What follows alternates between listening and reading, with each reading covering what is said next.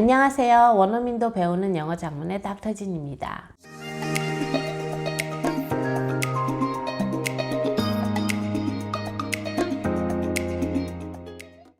오늘은 영어 에세이 기본 구성이 어떻게 되는가에 대해서 이야기를 나눠보고자 합니다. 그럼 트래디셔널 에세이 스트럭처에 대해 설명해 보겠습니다. 지금 보시는 다이어그램은 트래디셔널 에세이 다이어그램 혹은 5 패러그래프 에세이 다이어그램이라고 합니다. 5개의 패러그래프로 구성되어 있는데요. 서론 1 패러그래프, 본론 3 패러그래프, 그리고 결론 1 패러그래프 이렇게 5개입니다. 이 스트럭처는 글쓴이의 주장을 설득하기 위해 3가지 큰 근거를 대고 있는 글의 구조입니다. 예를 들어서 인트로덕션에서 환경오염의 원인에 대한 글을 쓴다 한다면, 토픽이 환경오염이라고 한다면 그 근거는 인구 증가, 산업화, 도시화에 있다 라고 thesis statement에서 나의 주장을 이렇게 쓸 수 있습니다. 그러면 그 한 가지 이 3가지 원인에 대해서 그 한 가지 각각에 대해서 하나의 패러그래프를 만들 수 있습니다. 하나의 body 패러그래프를 만들 수 있죠. 그러면은 body 패러그래프 넘버 1에서는 인구 증가, 넘버 2에서는 산업화, 넘버 3에서는 도시화 이렇게 3가지가 있다. 그리고 conclusion에서 또 다시 랩업을 하면 되겠죠. 예. 에세이를 꼭 5개의 패러그래프를 쓰라는 것은 아니지만 이 다이어그램은 에세이의 기본 형식이 됩니다. 그럼 인트로덕션에 대해서 좀 더 설명해 볼까요? 인트로덕션이 꼭 갖춰야 할 것은 first sentence, informative sentences, and thesis statement 이렇게 있습니다. 글을 시작하는 오프닝 센텐스가 있고요. 그리고 마지막에 thesis statement, 나의 주장이 들어가 있는 thesis statement가 있고 그 둘을 연결시켜주는 bridge와 같은 중간에 informative sentence가로 구성됩니다. 여기서 attention grabbing first sentence라고 말했는데요. 첫 문장은 opening sentence는 마치 우리가 누굴 만났을 때 첫인상과 같습니다. 그래서 첫인상이 좋으면 그 사람을 또 만나고 싶어지는 것처럼 흥미를 끌 수 있는 오프닝 센텐스는 독자로 하여금 흥미를 일으키고 그 글을 더 읽고 싶어지게 합니다. 그리고 또 좋은 오프닝 센텐스는 그 후의 문장들도 자연스럽게 이끌어가게 되죠. 보통 오프닝 센텐스에서 토픽을 소개하고 그 후의 문장들에서 조금 더 자세하게 디벨롭한 다음에 thesis statement에서는 메인 포인트, 클레임을 담고 있는 문장으로 서론을 마무리합니다.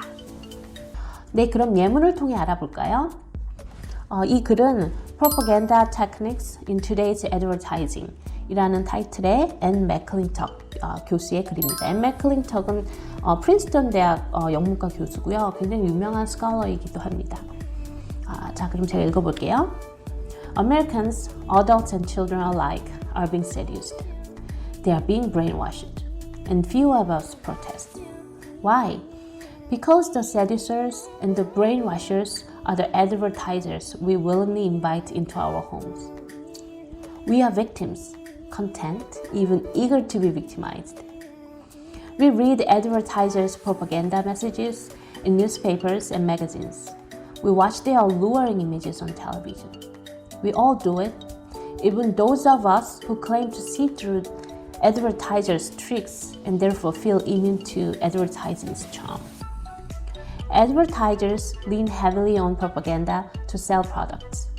Whether the products are a brand of toothpaste, a candidate for office, or a particular political viewpoint. 네, 그럼 한번 글을 볼까요? 오프닝 센텐스를 한번 보죠.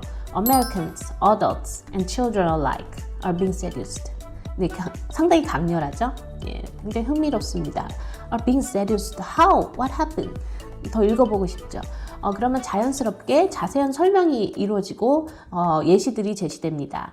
그 후에 그 마지막 문장 Advertisers lean heavily on propaganda to sell products, whether the products are a brand new toothpaste, a candidate for office, particular political viewpoint.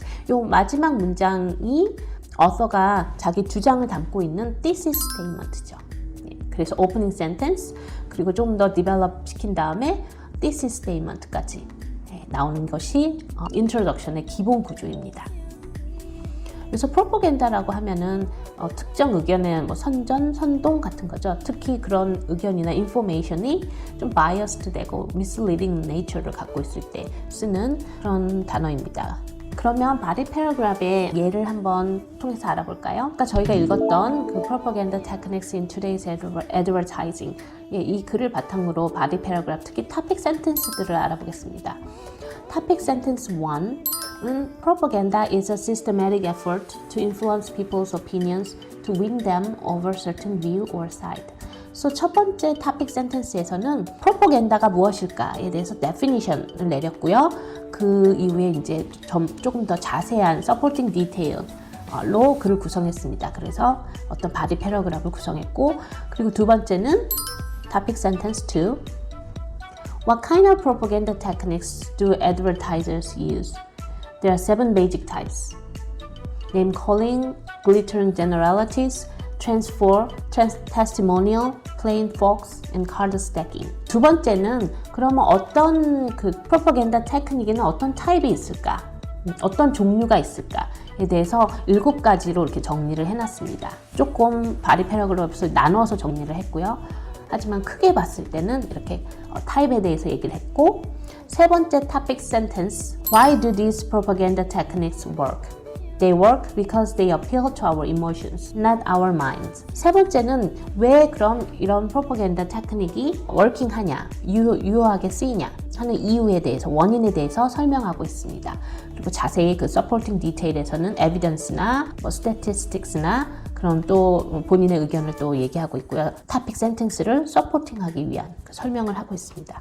그래서 이렇게 세 가지 크게 evidence, 세 가지 큰 evidence를 들어서 이 글을 구성하고 있죠. 그리고 마지막 결론에서는 conclusion, restate thesis, summary, closing remark. 보통은 뭐 restate thesis도 summary에 들어가기도 하죠. 그러니까 summary, 크게 summary, 그리고 closing remarks가 있습니다. 일단은 자기의 그 thesis statement, 주제문에 대해서 똑같이 쓰는 게 아니고 그 주제문을 다시 한번 언급하면서 강조해 줍니다. 왜 이 주제에 왜 나의 의견이 중요한지도 얘기하고, 그렇게 좀 다른 식으로 표현을 하면 자기 주장에 대해서 한 번 더 강조해주고, 그리고 마지막에 클로징 멘트를 해줍니다. 클로징 리마크스, 음악이나 영화에서도 가장 그 인상적인 마지막 노트나 그 마지막 씬이 있잖아요. 에세이에서도 똑같습니다. 그럼 마지막에 클로징 스테이트먼트가 필요합니다. 그러면은 예를 한번 볼게요. 같은 글입니다. Because propaganda is so effective, it is important to detect it and understand how it is used. We may conclude after close examination that some propaganda sends a trustful, worthwhile message. Some advertisers, for instance, urge us not to drive drunk, to become volunteers, to contribute to charity. Even so, we must be aware that propaganda is being used. Otherwise, we have consented to handing over others our independence of thought and action. 여기서 마지막 엔딩이 되는 그 closing remarks를 볼까요? We have consented to handing over others. 우리는 다 넘겨주게 된다. 우리의 그런 independence, 독립성, 우리 생각이나 액션에 있어서 그런 독립성을 다른 사람들에게 넘겨주는 것이다 라고 리마크를 하고 있죠. 마지막 클로징 멘트를 하고 있습니다. 그러면 또 다른 다이어그램을 보시죠. 이건 템플 같기도 하고, 집을 짓고 있죠. thesis statement가 위에 있고 지붕처럼, 그리고 topic sentence들이 있고 supporting detail들이 또 topic sentence를 support하고 있고 conclusion이 있습니다. 특히 unity, coherence가 있는 그런 통일성, 긴밀성이 있는 에세이 쓰기에선 이런 에세이 쓰기는 좋은 건물을 세우는 것과 비슷합니다. 튼튼한 건물을 세우는 것이죠. 맨 위에 thesis statement, 에세이의 메인 아규먼트가 있으면 각각의 topic sentence들이 이 thesis statement를 support 해줍니다. 지지해줍니다. 그리고 각각 body paragraph에서는 supporting detail, 그 topic sentence에 속한 supporting detail들이 또 그 각각 body paragraph에서 supporting sentence들을 support 해줍니다. 그 conclusion으로 마지막을 맺게 되죠. 이렇게 에세이의 기본 스트럭처를 이해하신다면 벌써 반 정도는 진도를 나간 것입니다. 그만큼 에세이 스트럭처는 아주 중요한 것입니다. Be strong and courageous. Do not be afraid. Do not be discouraged. For the Lord your God will be with you wherever you go. Joshua 1:9. 제가 미국에서 박사를 마치고 직장 인터뷰를 할 때 마음속으로 기도했었던 성경 구절입니다. Be strong and courageous. 새로운 일을 하실 때 두려워하지 마시고 도전하세요. 물론 실패할 수도 있습니다. 하지만 실패가 끝이 아닙니다. 포기하는 것이 끝이지요. 포기하지 않으면 아직 끝이 아닌 것입니다. 모두들 힘내세요. 닥터 진이었습니다.